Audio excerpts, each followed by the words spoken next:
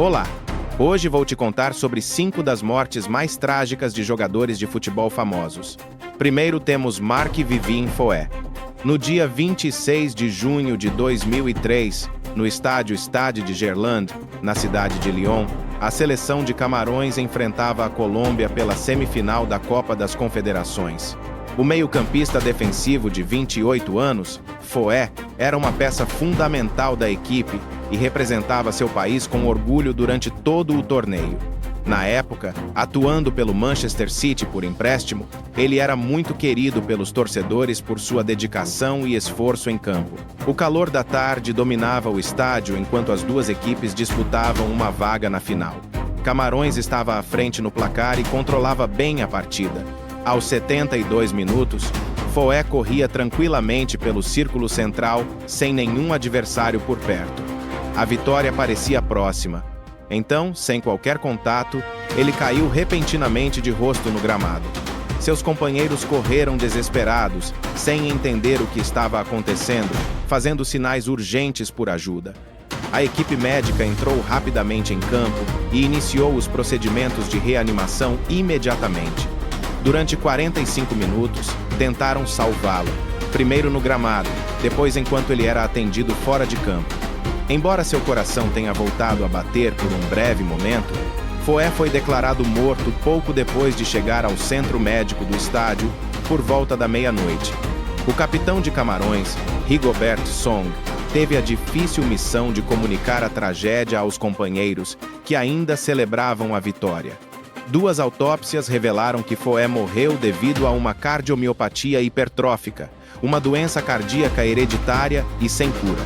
Em sua homenagem, o Manchester City aposentou a camisa número 23, enquanto o RC Lens aposentou a número 17.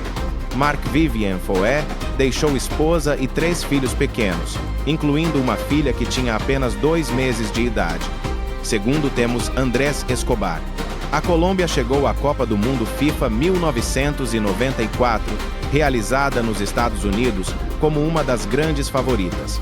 Pouco antes do torneio, havia derrotado a Argentina por 5-0 em Buenos Aires, e o lendário Pelé chegou a prever que eles conquistariam o título. O zagueiro de 27 anos, Escobar, conhecido como o Cavalheiro do Futebol, era um dos líderes daquela talentosa equipe, destacando-se por sua elegância e profissionalismo. No entanto, a estreia contra a Romênia terminou em uma derrota surpreendente por 3-1. A pressão aumentou ainda mais no jogo seguinte, no dia 22 de junho, na Califórnia, quando tanto a Colômbia quanto os Estados Unidos precisavam vencer para seguir na competição. Aos 34 minutos, o meio-campista americano John Harkes cruzou a bola para a área. Escobar, ao tentar interceptar o lance na defesa, esticou a perna, mas acabou desviando a bola para dentro do próprio gol. Um gol contra. Os Estados Unidos marcaram mais uma vez e venceram por 2-1. Com isso, a Colômbia foi eliminada antes mesmo da última rodada. Antes da partida, já circulavam ameaças de morte. Ainda assim, ao retornar ao país, Escobar escreveu um artigo dizendo: "A vida não termina aqui. Precisamos continuar vivendo." No dia 1 grau de julho, mesmo após alertas de amigos para manter discrição, ele decidiu sair. Foi com amigos a uma casa noturna em Medellín chamada El Indio. Por volta das 3 da manhã do dia 2 de julho, no estacionamento, ele foi abordado por 3 homens ao lado de seu carro. Uma discussão começou. Humberto Munhoz Castro, guarda-costas de traficantes, sacou um revólver calibre .38 e disparou 6 vezes gritando "Gol!" a cada tiro. Escobar morreu cerca de 45 minutos depois no hospital. Estima-se que mais de 120 mil pessoas compareceram ao seu funeral. Um país inteiro chorava a perda de seu capitão. Terceiro temos José Antônio Reyes. No dia 1º de junho de 2019, o ex-ponta do Arsenal e do Sevilla FC faleceu em um trágico acidente de carro na Espanha. Aos 35 anos, ele defendia o Extremadura UD, na 2ª divisão espanhola, após uma carreira de quase 2 décadas marcada por grandes conquistas. Reyes dirigia um Mercedes-Benz S500 e 50 Brabos, saindo de sua cidade natal, Utrera, em direção a Trujillo, acompanhado de seus primos, Jonathan Reyes e Juan Manuel Calderón. Segundo a polícia, o carro trafegava em altíssima velocidade, cerca de 187 km por hora na rodovia A376, próxima a Alcalá de Guadaíra, na província de Sevilha. Um dos pneus estourou, fazendo com que o motorista perdesse o controle do veículo.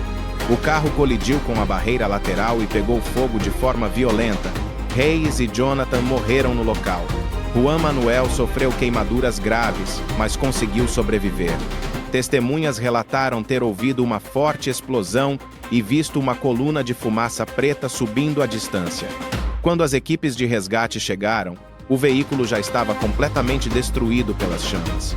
A morte de Reyes chocou toda a Espanha e o mundo do futebol. O Sevilha FC, clube onde ele iniciou sua carreira, declarou: "Sem palavras, um dos nossos maiores filhos nos deixou." Ao longo de sua trajetória, Reyes vestiu as camisas de grandes clubes europeus como Real Madrid, Atlético de Madrid e Benfica.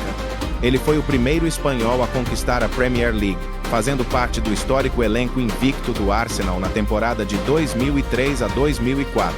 Além disso, tornou-se recordista da UEFA Europa League, com 5 títulos, o maior número da história da competição. Seu funeral foi realizado em Utrera, reunindo milhares de fãs e diversos ex-companheiros, como Sérgio Ramos, Joaquim e Cesc Fábregas. No mesmo dia, no estádio Wanda Metropolitano, durante a final da UEFA Champions League Final 2019 entre Liverpool e Tottenham Hotspur, torcedores prestaram 1 minuto de silêncio em sua homenagem. Quarto, temos Emiliano Sala. No dia 21 de janeiro de 2019, o atacante argentino estava a caminho de Nantes para Cardiff, onde finalizaria sua transferência de 15 milhões de libras do FC Nantes para o Cardiff City.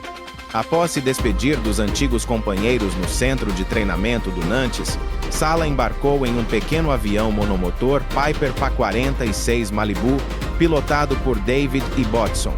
Antes da decolagem, ele demonstrou medo em uma mensagem de voz enviada a amigos pelo WhatsApp. "Estou neste avião que parece que vai cair aos pedaços. Se vocês não tiverem notícias minhas em 1h30, não sei se vão me encontrar. Estou com muito medo."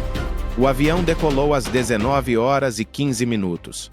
Cerca de 1 hora depois, enquanto sobrevoava o Canal da Mancha em meio a condições climáticas ruins, o controle de tráfego aéreo perdeu contato com a aeronave a cerca de 5.000 pés de altitude.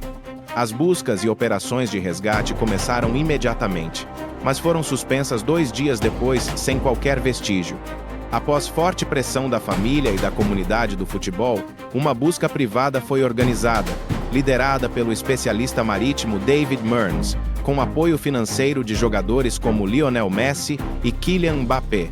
No dia 3 de fevereiro, os destroços do avião foram encontrados a 63 metros de profundidade, no fundo do mar, a cerca de 21 milhas da ilha de Guernsey. Um corpo foi localizado na aeronave e posteriormente identificado como sendo de Emiliano Sala. O piloto nunca foi encontrado. Investigações posteriores revelaram que Ibbotson não possuía licença para voos noturnos e que a aeronave não atendia completamente às exigências de segurança comercial. A Air Accidents Investigation Branch concluiu que o piloto provavelmente sofreu intoxicação por monóxido de carbono antes da queda. A morte de Sala chocou o mundo do futebol.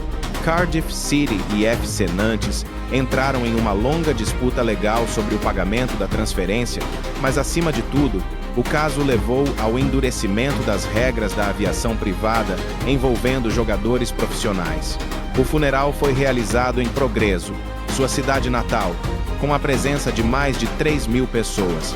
Amigos e familiares o lembraram como um jogador humilde e trabalhador, alguém que estava prestes a realizar o sonho de jogar na Premier League, antes que o destino interrompesse tudo. Por fim, temos Stefan Petrovski. No dia 5 de maio de 2015, o jovem goleiro australiano, que atuava pelo Melaka United na Malaysia Super League, faleceu após ser atingido por um raio durante um treino. Enquanto a atividade acontecia sob chuva, um relâmpago caiu repentinamente no campo, atingindo Petrovski e um companheiro de equipe, que desabaram no gramado. Ele foi levado imediatamente ao hospital, mas entrou em coma profundo e morreu 6 dias depois, aos 18 anos de idade. A morte de Petrovski chocou o futebol da Malásia. Companheiros de equipe e torcedores organizaram homenagens emocionadas no estádio, marcadas por dor e comoção. Sua partida precoce é um lembrete duro de que, às vezes, tragédias podem acontecer até mesmo nos momentos mais comuns da vida e do esporte.